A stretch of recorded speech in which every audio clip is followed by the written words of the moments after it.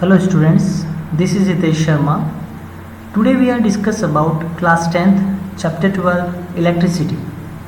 Think, life without electricity in this modern society, is it possible to survive without electrical energy in world of technology?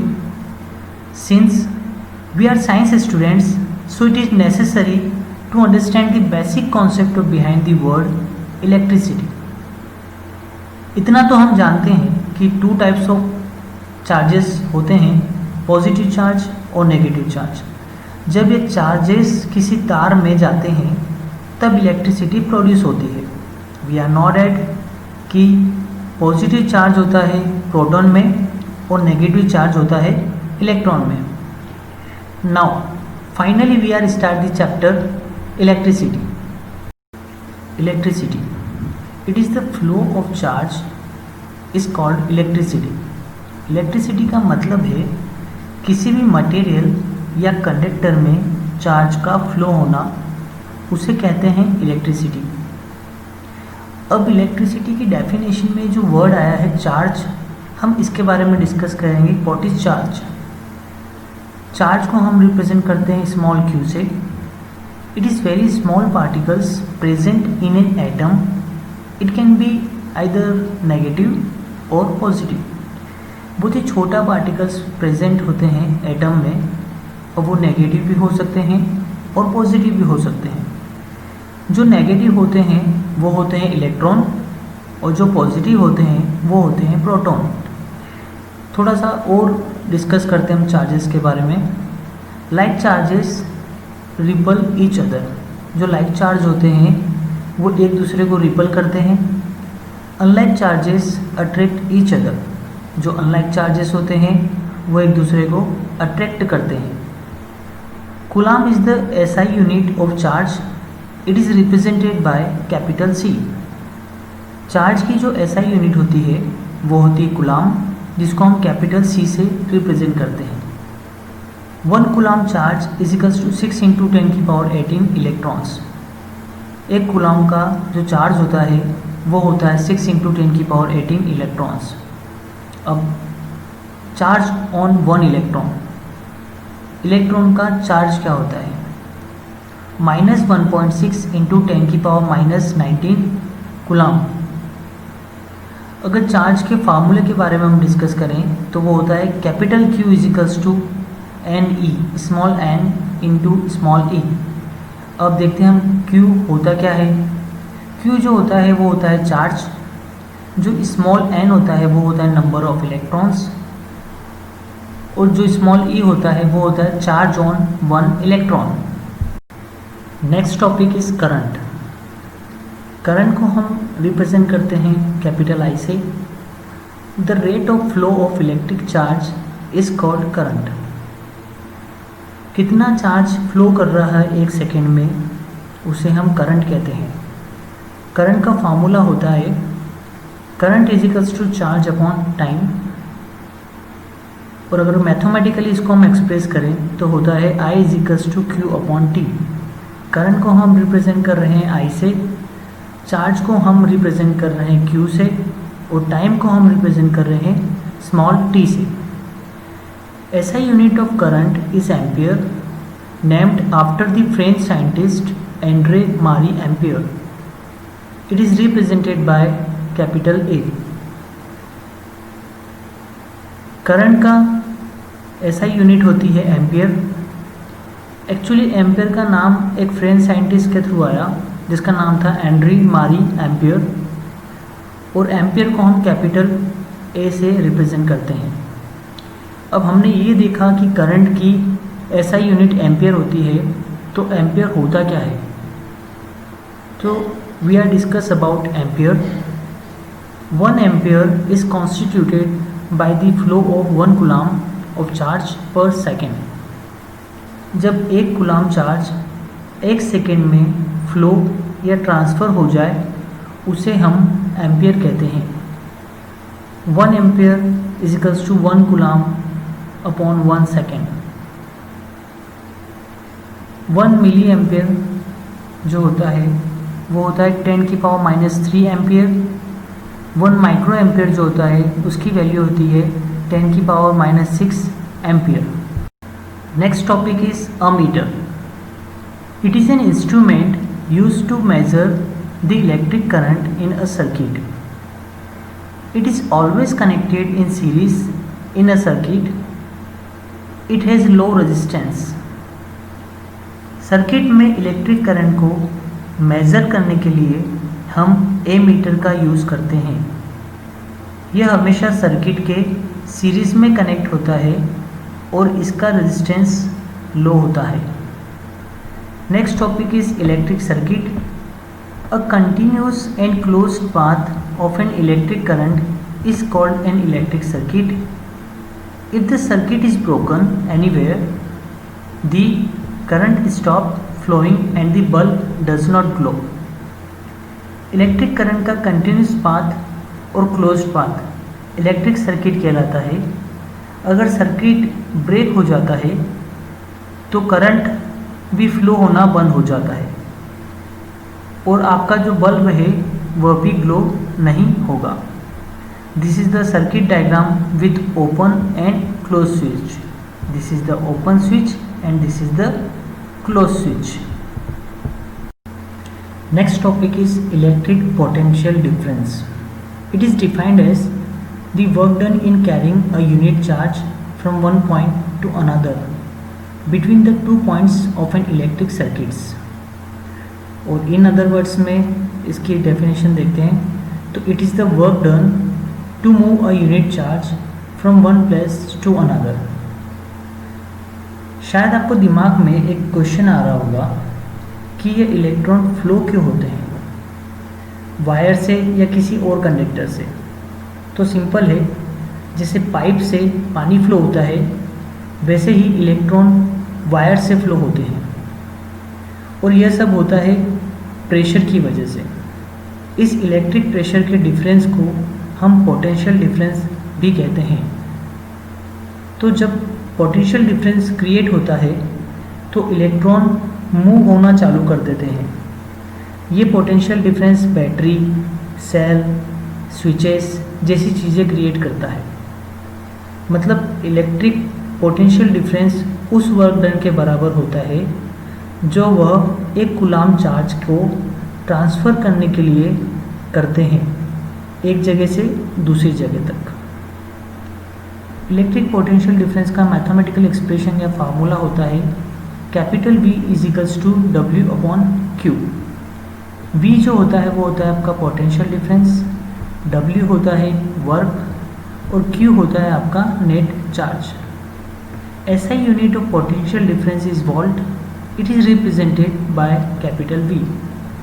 Potential difference की SI unit volt होती है और इसको हम represent करते हैं capital V से। Next topic is 1 volt.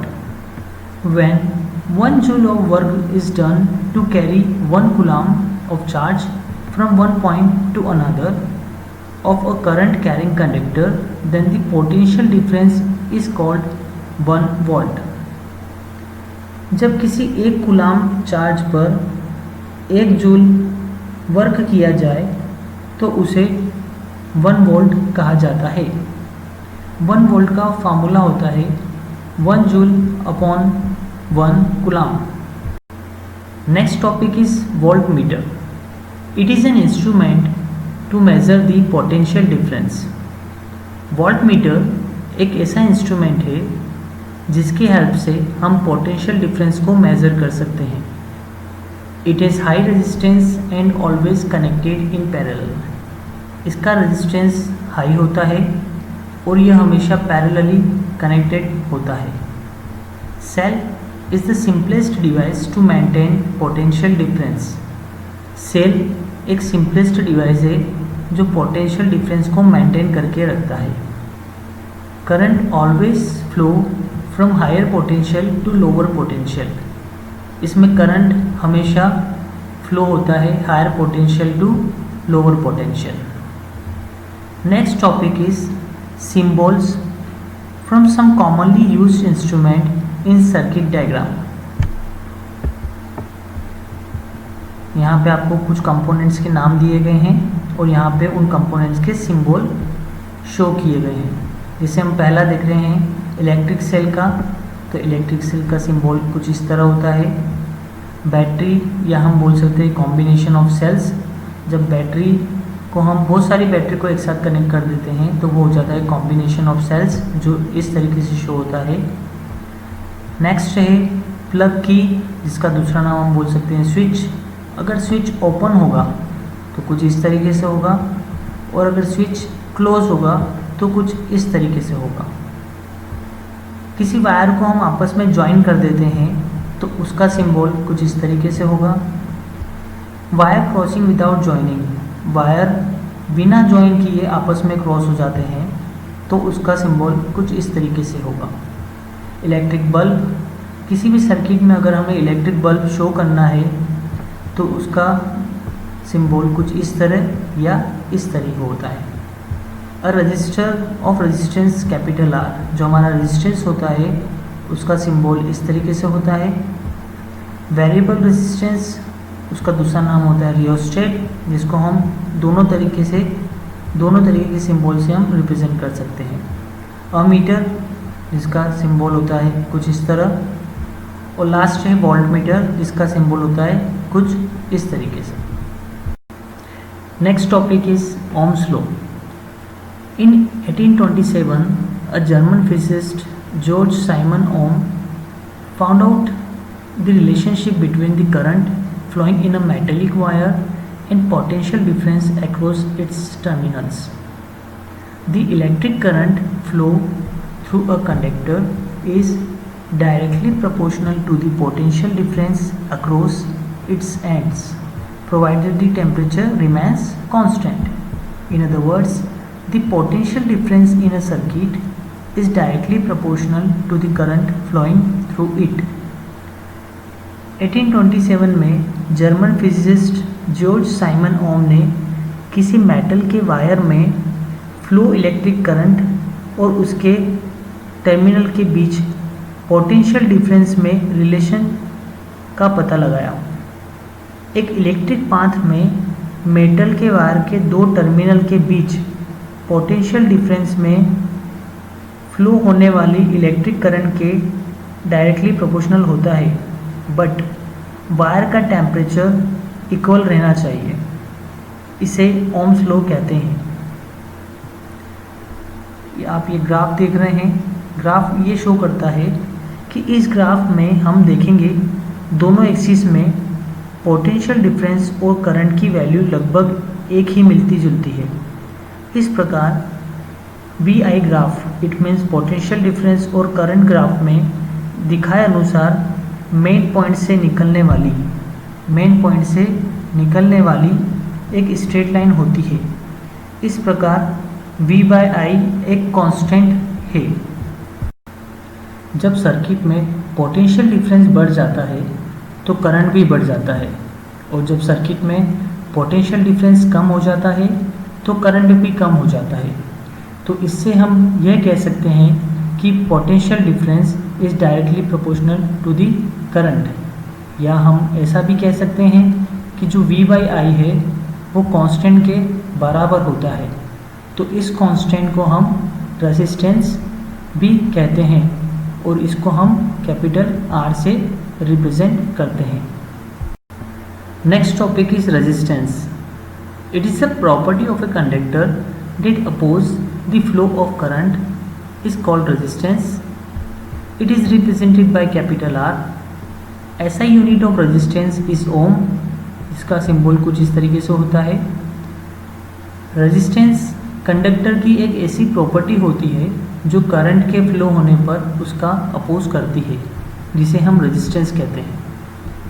इसको हम कैपिटल R से रिप्रेजेंट करते हैं, और इसकी जो SI यूनिट होती है वो होती है ओम, जिसका सिंबल कुछ इस तरीके से होता है। नेक्स्ट टॉपिक इज रियोस्टेट, जिसको हम वेरिएबल रेजिस्टेंस भी कहते हैं।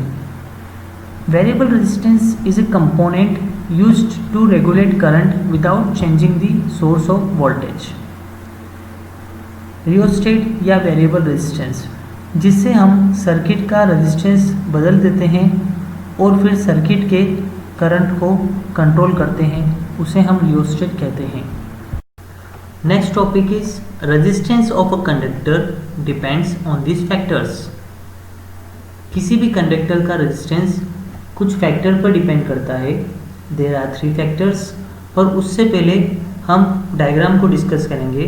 Suppose this is the wire और कंडक्टर। हम इसको वायर भी बोल सकते हैं या कंडक्टर भी बोल सकते हैं। एक पॉइंट से दूसरे पॉइंट तक की ये लेंथ होती है जिसको हम L से डिनोट करेंगे। ये वायर है, अगर हम इसको इस साइड से देखेंगे तो ये हमें एक सर्कुलर शेप में नजर आएगा। वो सर्कुलर शेप आपका होता है A, it means area of cross section.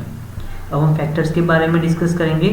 First factor is resistance of a conductor is directly proportional to the length of the conductor. इसको हम मैथमेटिकली एक्सप्रेस करेंगे।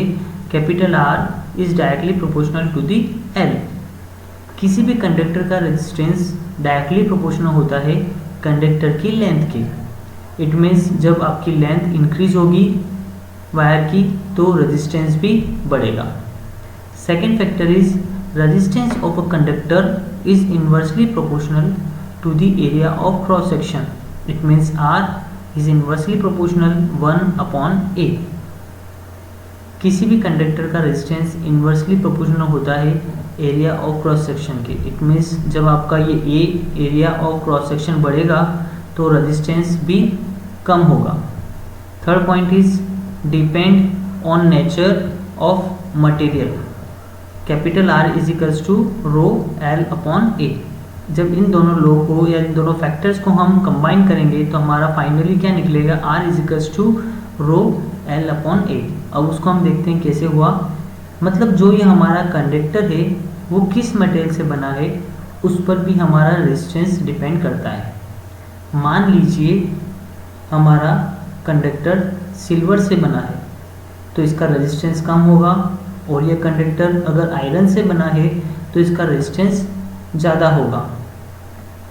अगर हम इन दोनों को कंबाइन कर दें, मतलब R is directly proportional L और R is inversely proportional 1/A को कंबाइन कर दे तो हमारा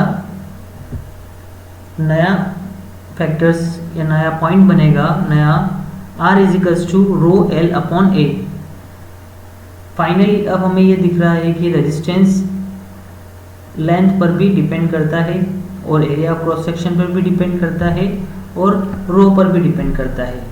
और जब हमने इस इन्वर्सली प्रोपोर्शनल को हटाया था, जब इन दोनों को हमने कंबाइन करा और इन्वर्सली प्रोपोर्शनल हटाया तो हमने इसकी जगह रो लिखा था। मतलब जब हम इसको हटाएंगे तो एक कांस्टेंट का यूज़ करेंगे और वो कांस्टेंट हमारा क्या है, रो है। और रो को हम क्या कहते हैं, रेजिस्टिविटी भी कहते हैं। इसको हम डेरिवेशन फॉर्म में डिस्कस करेंगे। जैसे ये हमारा ये था R डायरेक्टली प्रोपोर्शनल L, दूसरा फैक्टर था हमारा R is inversely proportional L/A। जब इन दोनों को हमने कंबाइन करा तो हमारा नया फैक्टर बना या नई टर्म बनी R is equals to rho L/A। और रो होता है is a proportionally constant known as resistivity of the material of conductor. It means rho को हम रेजिस्टिविटी भी कह सकते हैं। नेक्स्ट टॉपिक इज रेजिस्टिविटी, जिसको हम रो से डिनोट करते हैं। It is the fundamental property of material that resist the flow of electric current. Resistivity material की प्रॉपर्टी होती है जो अपोज करती है इलेक्ट्रिक करंट को फ्लो होने से। इसको कहते हैं रेजिस्टिविटी। और SI unit, it's SI unit is ohm meter. इसका सिंबल इस तरीके से होता है। इट मीन्स एसआई यूनिट को हम किससे डिनोट करते हैं, ओम मीटर से। इसका सिंबल हम ओम और मीटर इस तरीके से शो करते हैं। Resistivity does not change with change in length और area of cross section, but it changes with change in temperature. जब लेंथ में चेंज होगा और एरिया ऑफ क्रॉस सेक्शन में चेंज होगा तो रेजिस्टिविटी में कोई चेंज नहीं होगा, बट टेम्परेचर में अगर चेंज होता है तो रेजिस्टिविटी में भी चेंज होगा। Next is range of resistivity of metal and alloy is 10⁻⁻8 to 10⁻⁻6 ohm meter। Metal और अलॉय की रेजिस्टिविटी की रेंज 10⁻⁻8 to 10⁻⁻6 ohm मीटर होती है। Range of resistivity of insulator is 10⁻12 to 10⁻17 ohm meter. Insulator की resistivity की range 10⁻12 to 10⁻17 ohm meter होती है। Resistivity of alloy is generally higher than that of its constituent metal. Alloy की जो resistivity होती है जनरली वह हायर होती है as compare to constitute metals के। Next is copper and aluminium are used for electrical transmission lines as they have low resistivity. Copper और aluminium जो होते हैं उनको हम यूज़ करते हैं इलेक्ट्रिकल ट्रांसमिशन लाइन के लिए जिनकी रेजिस्टिविटी लो होती है। Next topic is resistors in series, जिसे हम कहते हैं मैक्सिमम इफेक्टिव रेजिस्टेंस। जब आपके रजिस्टर सीरीज में होंगे तो क्या होगा, इसकी डेफिनेशन है व्हेन टू और more registers are connected end to end the arrangement is called series combination. जब आपके दो या दो से ज़्यादा रजिस्टर जो होते हैं वह एंड टू एंड कनेक्ट होते हैं, ऐसे अरेंजमेंट को हम सीरीज कॉम्बिनेशन कहते हैं। इस डायग्राम को हम डिस्कस करेंगे, जिसे हम डायग्राम में दे रखा है 3 रजिस्टर्स 1, 2 और 3 रजिस्टर्स, जिसे हम शो करेंगे R1, R2 और R3 से। अब यहाँ हम देख रहे हैं कि 2 पॉइंट दे दिए हमको X और Y जो कनेक्टेड है किससे, वोल्टमीटर से। हम यहाँ एक ही वोल्टमीटर यूज़ कर रहे हैं, हम चाहें तो सबके साथ हर रजिस्टर्स के साथ अलग अलग वोल्टमीटर भी यूज़ कर सकते हैं। जैसे R1 के साथ V1 हो जाएगा, R2 के साथ V2 हो जाएगा और R3 के साथ V3 हो जाएगा। और हमारा देखिए करंट किस तरीके से फ्लो हो रहा है, यहाँ से इस तरीके से इस डायरेक्शन में फ्लो हो रहा है। यहाँ हमारा लगा हुआ है एमीटर, ये हमारे यहाँ लगी हुई बैटरी और यहाँ पे लगी हुई है की। अब डेरिवेशन के फॉर्म में हम देखते हैं, लेट अस टेक 3 रजिस्टर्स। हमारे पास 3 रजिस्टर्स है, 3 रजिस्टर हम लेंगे R1, R2 एंड R3 जो एक सर्किट में सीरीज की में कनेक्टेड है। अब हमने ओम्स लॉ तो पढ़ा है, ओम्स लॉ क्या होता है, V = IR। अब हमारे पास अगर रेजिस्टेंस 3 है तो वोल्टमीटर भी हमारे पास 3 होंगे। वोल्टमीटर हमने ले लिया, V = IR हमारा ओम्स लॉ होता है, तो इसको हम लेंगे V1, V2 और V3 के फॉर्म में। जब हम V1, V2, V3 ले रहे हैं तो R1, R2, R3 भी लेंगे, तो I एज इट इज रहेगा और R की जगह क्या आ जाएगा, R1, V2 में R2 और V3 में R3। तो फाइनली हमारे पास जो वैल्यू आएगी वो V1 = IR1, V2 = IR2 and V3 = IR3। अब हम निकालेंगे total potential difference. Potential difference को हम कैपिटल V से डिनोट करते हैं। तो टोटल पोटेंशियल डिफरेंस क्या होगा, सारे पोटेंशियल डिफरेंस आपके प्लस हो जाएंगे। तो कितना है, V1 + V2 + V3। अब V1 की वैल्यू कितनी है, IR1, यहाँ IR1 लिख दी। V2 की वैल्यू कितनी है, IR2, तो हमने यहाँ IR2 लिख दिया। V3 की वैल्यू कितनी है, IR3, तो हमने यहाँ IR3 लिख दिया। अब हमारे पास टोटल पोटेंशियल डिफरेंस की वैल्यू हो गई, इट मीन्स V की वैल्यू हो गई IR1 + IR2 + IR3। अब हम इस जो V है हमारा, ये जो V है इसकी जगह हम क्या पुट कर देंगे, IR। जो हमारा ओम्स लॉ होता है कि V = IR, तो इस V की जगह हम क्या पुट कर देंगे, IR। तो हमने यहाँ पुट कर दिया IR, तो IR हमारा ये हो गया और I हमने इन सब में से कॉमन ले लिया। तो अंदर बचेगा ब्रैकेट के अंदर R1 + R2 + R3। इस I से ये I कैंसिल, तो R = कितना बचा, R1 + R2 + R3। तो यही हमारी सीरीज़ की मतलब एक मंथ हम सीरीज़ का फार्मूला बोल सकते हैं। तो capital R = R1 + R2 + R3। Next one is resistance in parallel, जिसको हम मिनिमम इफेक्टिव रेजिस्टेंस भी कहते हैं। When resistors are joined in parallel, सारे रजिस्टर देख सकते हैं हम, ये पैरेलली जॉइंट है। The reciprocal of the total resistance of the system is equal to the sum of the reciprocal of the resistance of resistors. Let us take 3 resistors R1, R2 and R3 data connected in parallel in the electric circuit. ये देखिए, ये क्या है, हमारा एक electric circuit है जिसमें हमारा रेजिस्टेंस जो है वो parallelly connected. It means R1, R2 और R3 सब में करंट फ्लो हो रहा है, इसको हमने लिख दिया I1, I2 और I3। और यहाँ पे भी देखिए हमारा वोल्टमीटर कनेक्टेड है, ये इसका पॉजिटिव टर्मिनल है, ये इसका नेगेटिव टर्मिनल। और इस सर्किट में करंट इस तरीके से फ्लो हो रहा है, इस डायरेक्शन में फ्लो हो रहा है, ठीक है। ये हमारी बैटरी है, ये हमारी की है और ये हमारा अमीटर है। नाउ अब हम देखेंगे वही हमारा ओम्स लॉ होता है, V = IR। अब हमें करंट की वैल्यू चाहिए, तो I = हम इसको V/R लिख सकते हैं, तो हमने लिख दिया I = V/R। अब तीनों करंट की वैल्यू निकालें, तो I1 = V/R1, I2 = V/R2 और I3 = V/R3। टोटल करंट निकालना है तो कितना हो जाएगा I is equals to I1 plus I2 plus I3।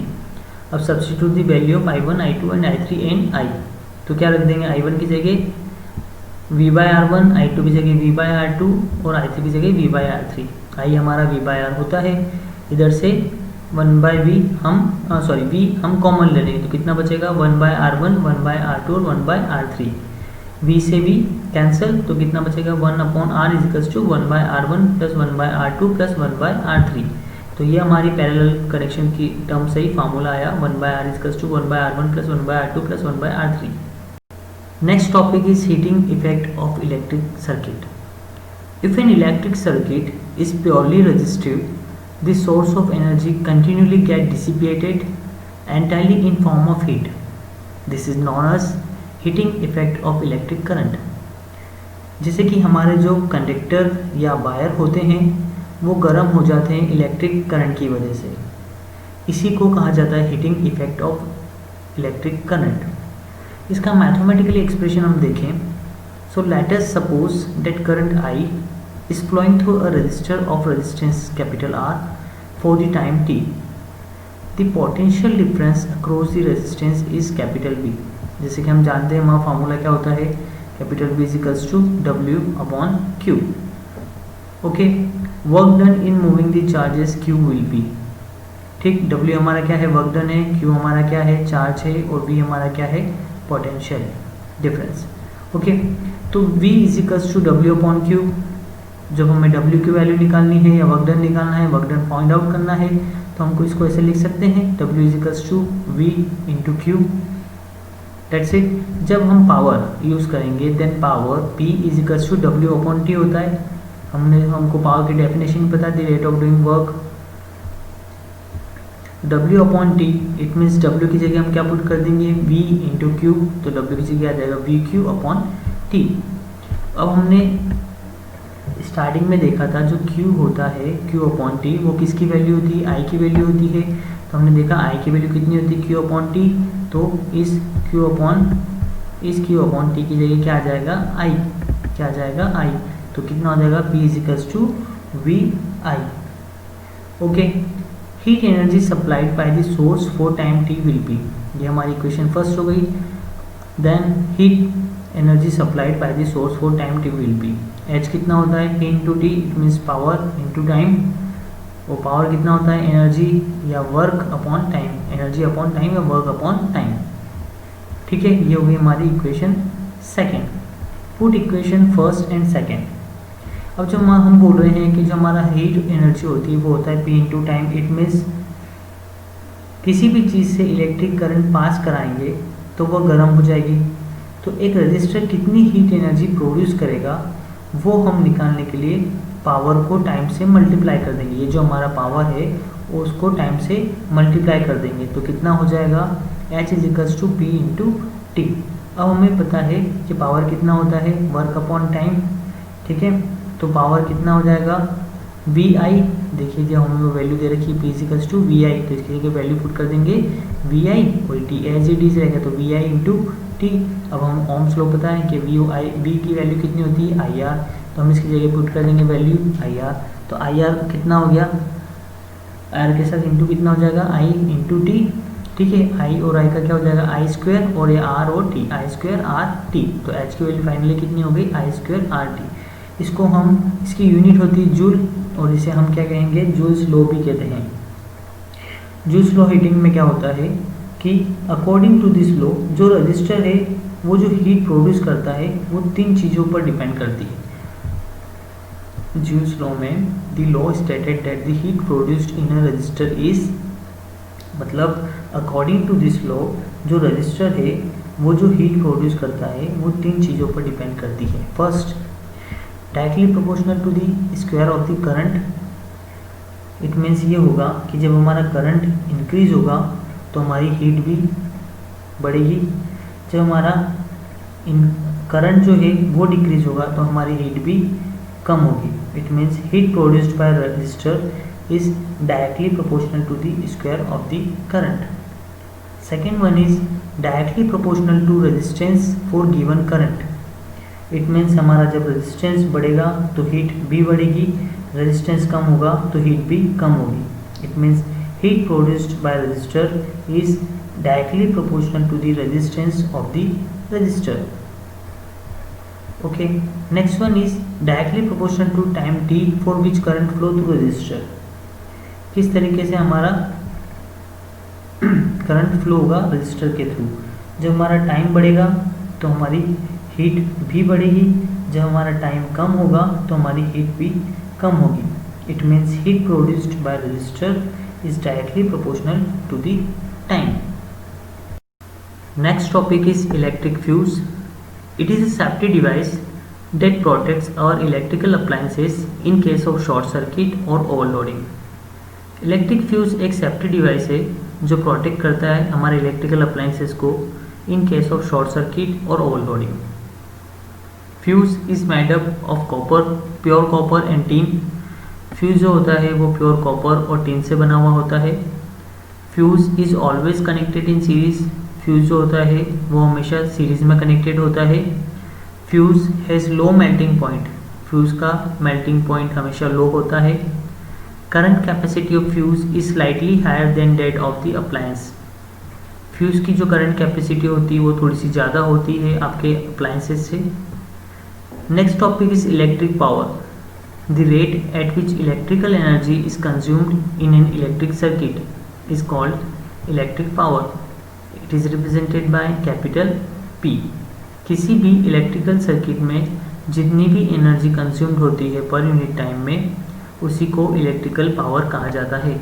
P इजिकल्स जो होता है V इंटू आई, और according to ohm's law V की वैल्यू होती है V equals to I R. जब इस V की वैल्यू आई आर हम यहाँ पुट करेंगे तो आई आर इंटू आई हो जाएगा और आई हो जाएगा आई स्क्वायर आर।